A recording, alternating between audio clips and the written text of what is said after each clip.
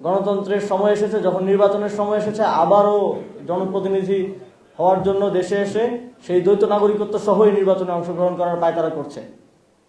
আপনারা যদি জনপ্রতিনিধি হতে চান তাহলে প্রকৃত অর্থে প্রথমে বাংলাদেশের এককভাবে বাংলাদেশের নাগরিক হন। আমরা কোনো বিদেশি নাগরিককে বাংলাদেশে নির্বাচন করতে দেব না।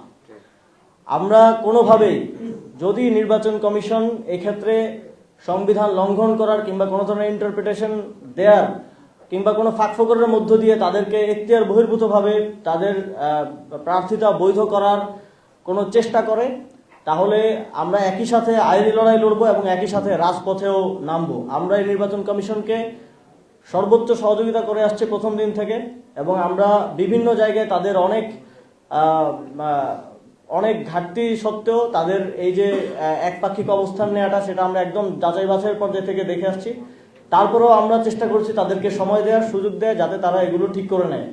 কিন্তু আজকের যেই ঘটনাগুলো ঘটেছে এবং আগামীকালকে আবার এফিডেভিটের মাধ্যমে বিদেশি নাগরিকদেরকে বাংলাদেশের নির্বাচন করার সুযোগ দেওয়ার যেই কথাগুলো আমরা শুনেছি, তারপরে আমরা তাদেরকে আর কোনো ধরনের সুযোগ দিব না।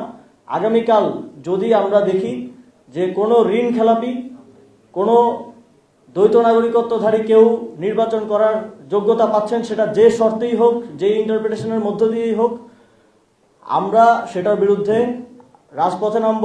আমরা সেটার বিরুদ্ধে আমাদের পরবর্তী আইনি লড়াই চালিয়ে যাব।